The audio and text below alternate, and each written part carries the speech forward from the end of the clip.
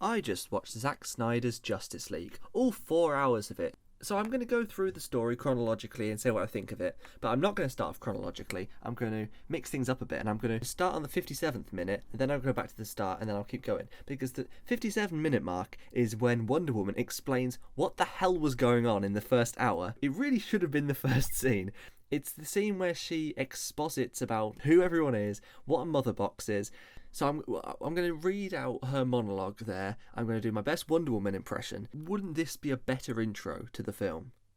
Before time began, there was the cubes. We know not where they come from, only that they hold the power to create worlds and fill them with life. But like all great power, some wanted it for good, others for evil. And so began the war. A war that ravaged our planet until it was consumed by death. That's right, I duped you. That wasn't a monologue from Justice League. That was a monologue from Transformers, the 2007 Michael Bay movie. Got you, because I realised watching this film, they have the exact same plot, the exact same MacGuffin. It's the same film. And yeah, her monologue is just the same, but a lot worse, because I like Optimus Prime's monologue at the start, and it's at the start, because you need to know what's happening. So, at the start of Transformers, you're like, okay, this is the cube, this is what it does. In the right hands, that's good, in the wrong hands, that's bad. In this, you're watching 57 minutes of... I've never seen these cubes before, I don't know what they are. So the actual opening is Superman screaming for about 9 minutes. It's quite a long intro. While he's dying at the end of Batman vs Superman, where it's like he's died, and then immediately afterwards, some villains, who we don't know who they are yet, are trying to steal a box, which we don't know what it is yet, from some women, who we don't know who they are unless you've seen Wonder Woman, in a place which you don't know where it is unless you've seen Wonder Woman.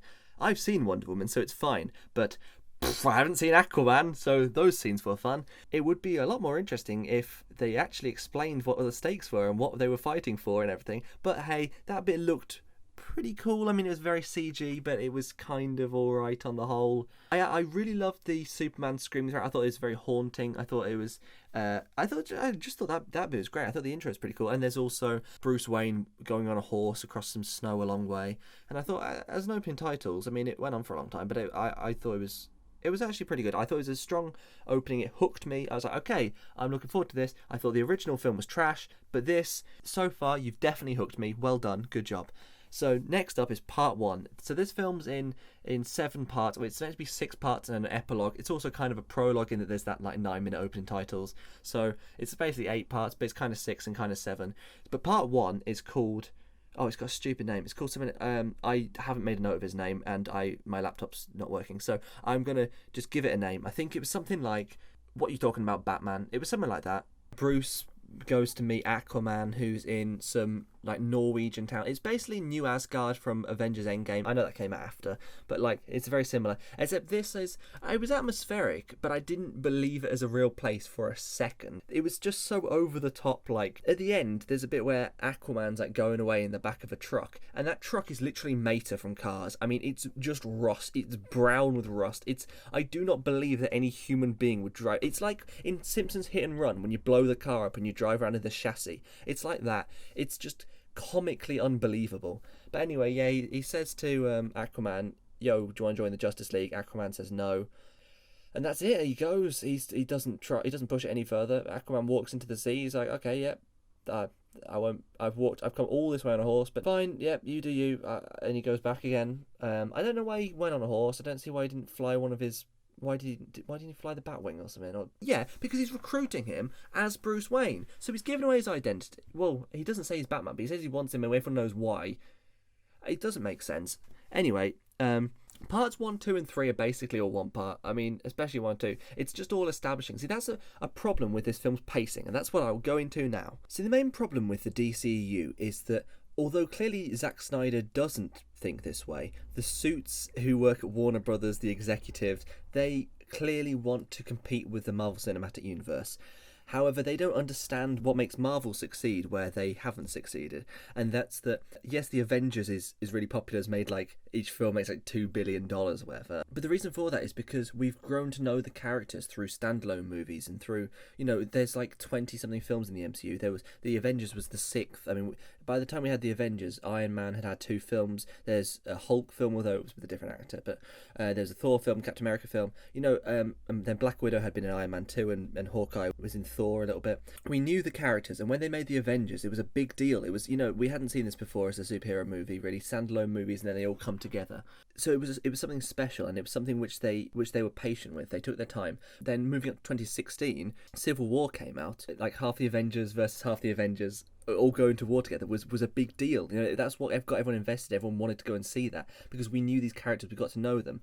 And so when the DCEU made Batman vs Superman as its second movie, that was a terrible decision. The movie doesn't work because there's so much they had to juggle. They had to do, it's not called Batman vs Superman, sorry. It's called Batman vs Superman Dawn of Justice, because they're also setting up Justice League. Not only is it it's the second film with Superman, so we don't know him that well, but Batman, this is the first time we've ever seen him. So they have to introduce their version of Batman, and have the two of them fight and resolve, and then also introduce Wonder Woman, and then also have cameos from Flash, Aquaman, and Cyborg to set up Justice League.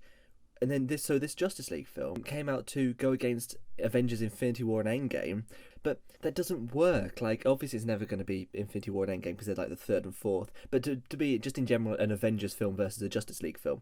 But we don't know these characters, so this Justice League film is right from the get-go.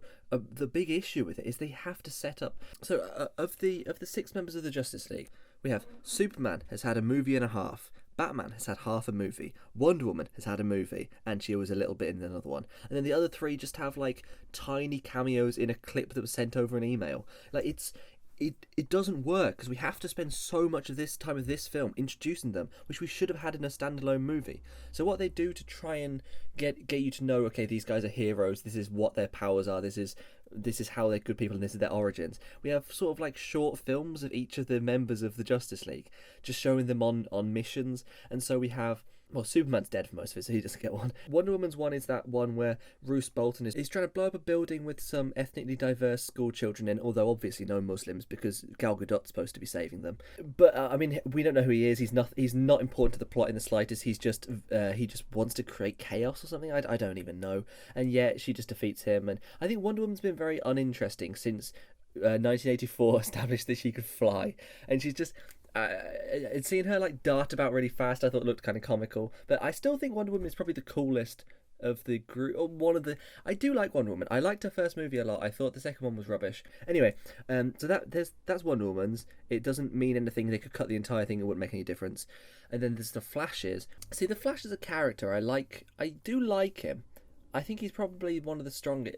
It's him between him and Batman as my favourite of the group. But the problem with him is all of his jokes are cringe. Like, none of them are funny. And so his sort of short film, which is crammed in here, is he's applying for a job, and meanwhile he basically falls in love at first sight with it's meant to be Iris West, who's like the Flash's love interest, but that, I mean, we never know her name. She doesn't say any lines. They just both fall in love with each other, and then she gets into a car crash and he has to go and save her, and it looked beautiful. But they play this the song Here I Am, which is like quite depressing, over the top, and it just feels like Zack Snyder knows that the toning of this scene is so out of place with the rest of the film, which is just depressing, that he puts this like sad song over the top, like just to try and make it fit, but it doesn't fit with that scene at all. It just it seemed like he was trying to replicate the time in a bottle scene from X-Men Days of Future Past. But we never see her again. Him applying for a job, like, yeah, okay, he mentions with his dad later on, like, he is applying for jobs just so he can get into law school and he can try and get his dad out of prison and stuff. But like seeing him applying for a job, we don't need to see, especially for a quite a long scene. And her saving her is irrelevant. See, I think what they were going for with these little things is trying to make it feel like a comic book. So it's like, they start off with a little mission, and then that gets them into the main mission. But the problem is, what a comic book would do is, so he saves Iris West or whatever, and then he notices something which is related to the actual film. Like maybe he sees another crime happening, which is, or the person who committed that crime, has a connection to to a bigger thing, so then he investigates that. Like, but it's not that. All of these little short films are completely irrelevant to the overall story. And there's also Cyborg. There's he just donates some money to a woman who's poor. And Aquaman's one is a guy is in a boat, and it's like, it looks quite cool actually. It's like a little boat, but it's like vertical in a storm, and then he saves him and chucks him on a table. That's his little short story. Again, it's literally just there to be like, hey, this guy's a hero. These are his powers. He's good in water. So I think these sort of short films, as I'm calling them, they should either have related to the film itself, or they should have just been released on YouTube or something separately, or released as these are short films, so you get to know the characters. We're not making whole, we want to catch up with the MCU, so we're not going to make full films, but here you go, here's little 15 minutes with these characters, here's who they are, here's why they're heroes. They should have done that, but no, they just, see, stuff like that, there shouldn't be an issue with it. Like, I don't mind a day in the life films, like hangout movies and that. Like, Once Upon a Time in Hollywood is probably a good example of a film recently, which is, there's not much plot to it. It's pretty much just a day in the life, but just entertaining characters, entertaining situations they get into. It's fine. But the problem with this, which isn't in the Joss Whedon cut, but was a big problem with Zack Snyder's 4-hour Justice League, is that he can't decide whether it wants to be just a day in the life, just hanging out with the characters. We'll see scenes which aren't necessarily important, but we just like to see them, or whether it's a proper movie where it's got like a set plot, like a strict structure. Just because they butchered your movie originally, it doesn't mean you have to give the fans every single thing you filmed. You can still cut stuff. And actually, I want to talk a bit about Zack Snyder's reaction to the original cut. I think look, I can see why they butchered the film. Like, I can see why they wanted to just go get someone to just film some scenes, add some comedy, make it an easy to follow plot, and just get out there as a film. People will watch it. It's fine. It goes under the radar. But I think Zack Snyder's being very rude about the original cut. I mean, I saw an interview where someone called like it the bastardized version, and he's just nodding along like, yep. And he's talking about how like he'll never watch the movie, and he hates it. And it's like, can you just be a bit more like, it was kind of no one's fault that what happened.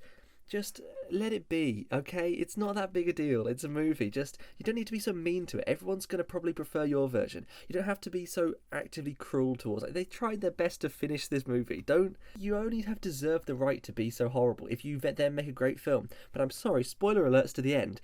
This film is not much better than the original. This film definitely gets better as it progresses. But the first 2 hours, especially the first 2-3 parts, are just like, they're just setting stuff up which we should have seen before, and it's so slow, and it's just, I just want to get into Justice League. I don't feel like I'm watching the film Justice League. I feel like I'm watching snippets from what would have been other films, but they were never made. Same with, that's what the epilogue is too. Snippets of future films which will never get made, but like, hey, here's a tease. It's structurally, this movie is an absolute mess. It's more of a mess than the original cut, and that may be controversial to say, but I'm sorry, everyone is just blinded by the fact that like, oh my god, we finally got this cut that we begged for. Like, it's a mess, this film, an absolute mess from start to finish. I'm going to go on to a positive now. So the establishing of characters, the original cut, obviously, they still had to set up Aquaman to a certain extent, and Flash and all that. And I thought they did a kind of an alright job. Obviously, they should have had full films, but they were kind of fine. We knew who they were. We knew like where they lived and what their powers were and everything. But Cyborg in the original cut was very much swept under the rug. Like, I had no idea who he was going into it. I didn't care who he was. I didn't know who he was by the end. Almost his entire backstory was cut. And so now a big strength of this film is a lot of the screen time is spent with Cyborg. I now completely know who he is. I know who his family are. I know his origins. I know his powers. I know him as a person. Only problem is, I still do not care. Joss Whedon cut Cyborg as much as possible because Cyborg is so boring. I think they could have done so much interesting stuff with it. See, same with Flash. So with the Flash, I think they could have done.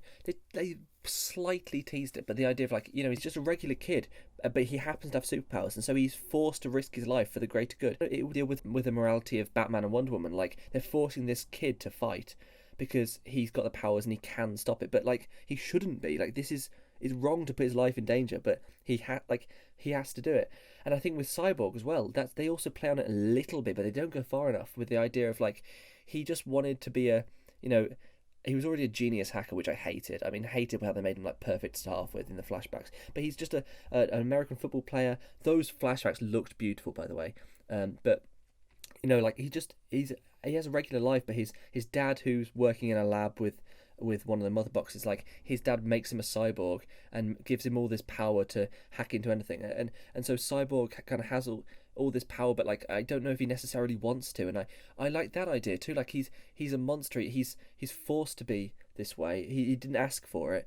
I think they should have played a lot more with that, like with the body horror of the fact that he can never be a human again. He's just this machine, and he hates this, and he hates. But no, they don't do anything interesting with it.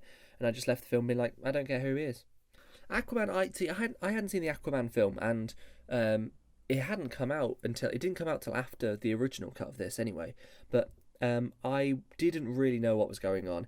So the only thing to like tell us that Aquaman is like half Atlantean, half human, is there's a line where Willem Dafoe says like, "Take up your mother's trident," but it's not even a trident. It's got 5 prongs. That's not a trident. It's just a pointy fork. It just kind of assumes you know the comic book characters. Like, I'm sorry, but a movie should also teach you it to start off with. Like, it doesn't feel as if it's the first time we've seen him. It really feels as if the Aquaman film came before, but it didn't. So I'm like, I don't know what's going on. I don't know who Mira is. I don't know who his dad is. That his dad? No, it's not his dad. His dad isn't his dad Tamora Morrison? Well, who is Willem Dafoe? I don't have a clue. By the way, Mira, I don't know why they didn't cut Amber Heard out of it, quite frankly. Or at the very least, why did they film an extra scene with her? They shouldn't have filmed an extra scene with her. That was crazy. And they could have just cut her out of the film or recast it. Like that, she's not in it that much. I like how the character's there. I think she works well for the character of Aquaman. But I just don't see why they couldn't have cut her as an actor out of it. There's not really any excuse for that. And filming more scenes, I think that was wrong. Also, Wonder Woman, who I liked her first film, just boring as hell in this film. I thought Batman was cool. He was good. Superman's barely in it. And I think it's about time I get onto the villains. So Steppenwolf, who was the main villain in the original cut, he's now just a sort of henchman in this. But Steppenwolf is the most one-dimensional character ever. See, he's literally just evil for the sake of being evil. He wants to just collect the evil MacGuffins so that he can be evil and destroy the earth or whatever, or rule the earth, and it's just I don't care about him in the slightest. And by the way, they changed his CG design and he looks worse. His armor with all the points and that looks so fake. I don't buy that's in the room for a second. It looks terrible.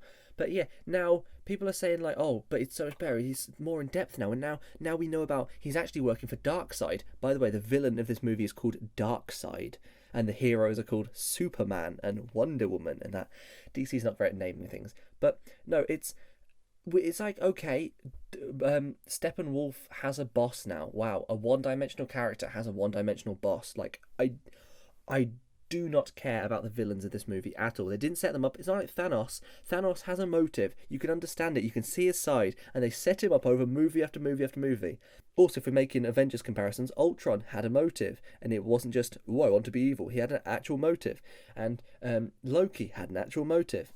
And there's also a henchman called Desard or something. When they first said his name, Desard, I thought like, oh, okay, so they know that Darkseid is a stupid name. They're pronouncing it Darkseid, Desard. So it's like people don't take the piss out of the fact he's called Darkseid. And then I found out, no, it's a separate character. He's just got a similar name. It just sounds like you're drunk saying Darkseid. So now I'm going to get on to parts 4, 5, and 6, which are a lot better.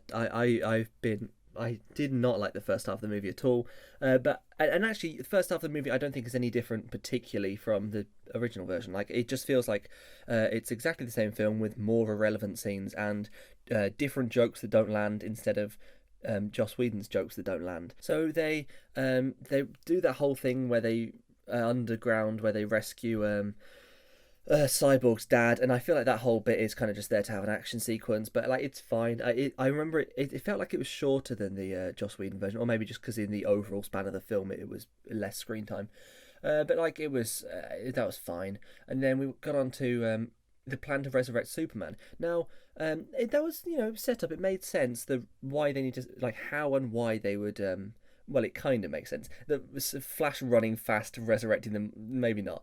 But no, it was it kind of made sense. But the problem with it is the whole movie rides on the fact that, like, oh, we can only defeat them with Superman. Like, Superman is so powerful that we need him.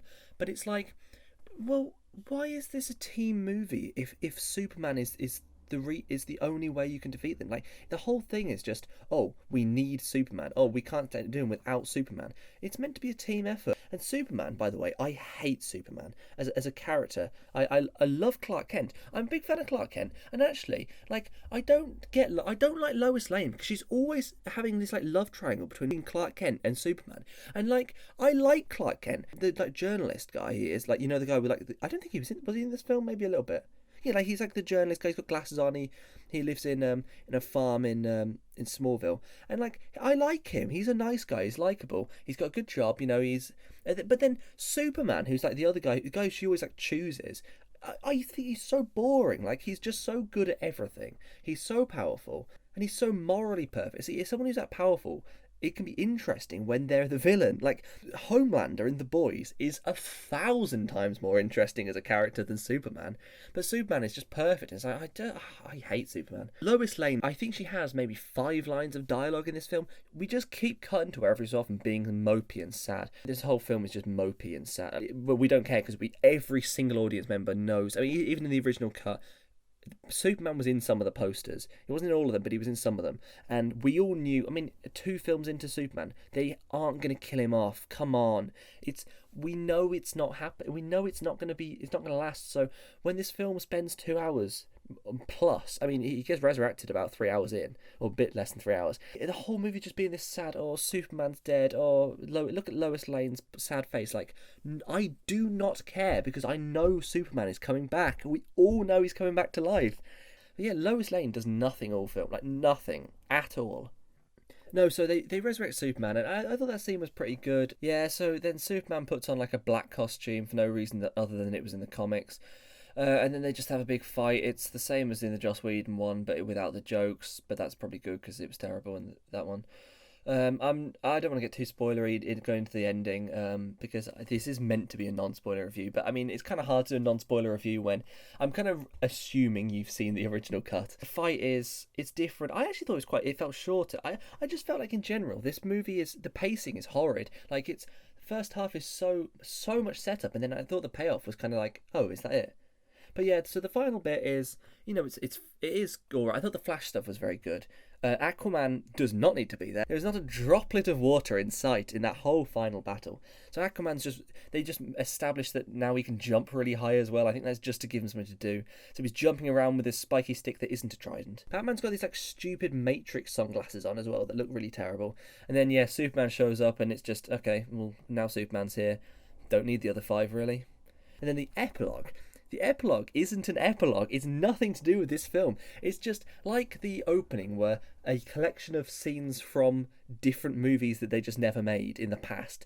The epilogue is a collection of scenes from different movies which they're not going to make in the future. The nightmare scene with Joker is the best scene in the movie. I loved that scene. It was clearly meant to just be a scene from Justice League 2 or 3, but since they were cancelled, Zack Snyder was like, oh, well, I want to film some of this, so I'll film as much as I can get away with. It just seems like a backdoor pilot, or a backdoor sequel scene, I guess. Like, setting up stuff enough to try and get the audience to beg the studio to make a sequel. And same with, there's some other cameos and some other, they're just setting stuff up. Next films which we know aren't going to happen. So why did the actors agree? Why did anyone agree to let them film this stuff, which is just... It's not just like, it doesn't stand up on its own. It's exclusively for setting up future stuff, which is all cancelled. Narratively, it doesn't make any sense.